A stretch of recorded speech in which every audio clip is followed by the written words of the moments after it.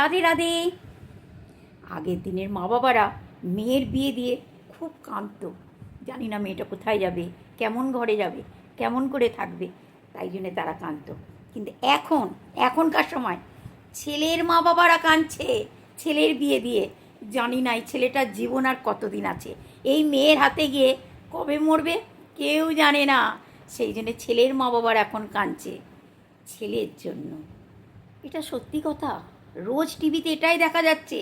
এখনকার মেয়েরা একটা অন্য কারোর সাথে অ্যাফেয়ার আর নিজের পতিকে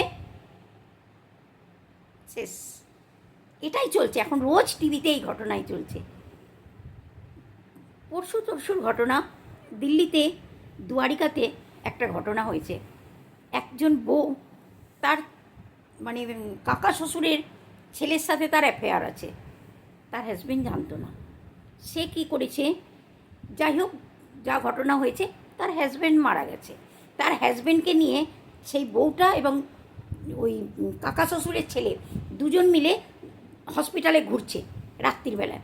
তখন তারা ফোন করেছে ছেলের বড় ভাইকে এবং মাকে, সবাইকে ফোন করে দিয়েছে, তারা সবাই এসেছে।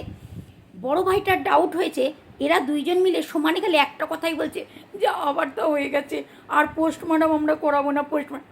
তখন ছেলের বড় ভাই বলছে কেন পোস্টমর্টম করা, না আমি চাই না পোস্টমর্টম হোক। পোস্টমর্টম যখন করাতে দেবে না, তখন বড় ভাইটার ডাউট হয়েছে, বড় ভাইটা পুলিশকে বলবে।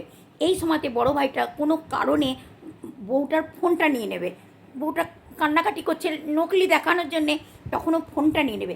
ফোনে ও ইনস্টাগ্রাম চ্যাট, সোশ্যাল মিডিয়া কী জিনিস, ইনস্টাগ্রাম চ্যাটে দেখবে ওদের দুজনের মধ্যে কথা হয়ে রয়েছে, দইতে আমি দাবাই মিলিয়ে দিয়েছি, কোনো অসার হয়নি, আমি জলে মিলিয়েছি, কোনো অসার হয়নি। ওইগুলো দেখার পর পুলিশকে দেবে ওর বড় ভাই। পুলিশ তখন ওই মেয়েটাকে ধরবে, ধরে যখন পিটাই করবে, ভোরের দিকে মেয়েটা মানে নিজে সমস্ত কিছু সত্যি কথা বলবে এবং তার ভিডিও বানানো হবে। তখন পুলিশওয়ালারা ভিডিও বানাবে, বানিয়ে বলবে ওই মেয়েটা বলছে যে আমি প্রথমে দইয়ের ভেতরে ঘুমের ওষুধ দিয়েছিলাম, একটু ঘুমের মতন এসেছে, তখন আমি আমার দেওরকে ডেকে নিয়েছি ফোন করে, আমরা কারেন্টের তার লাগিয়ে প্রথমে ওর বুকের ভেতরে কারেন্ট দিয়েছি, ও খুব ছটপট করছিল, তারপরে ওর হাতে আমরা জায়গায় ওই কারেন্টের তারটা ধরে ধরে ওকে মেরে ফেলেছি, তারপরে ও যখন মরে গেছে তখন আমরা হসপিটালে নিয়ে এসেছি। কেউ পাহাড় থেকে ধাক্কা মেরে দিচ্ছে, কেউ কেটে কুটে ড্রামের ভেতরে ভরে দিচ্ছে, কেউ এক তো মেয়েরা আজকাল ঘরে আসতে না আসতেই লড়াই ঝগড়া করে একলা হয়ে যাবে, একলা চলে যাবে। এটা যদি ঘরে পুরো পরিবার থাকতো তাহলে সম্ভব হতো না, একলা থাকার জন্য এগুলো সম্ভব হয়েছে। আজকালকার মেয়েদের কি ড্রামা চলছে।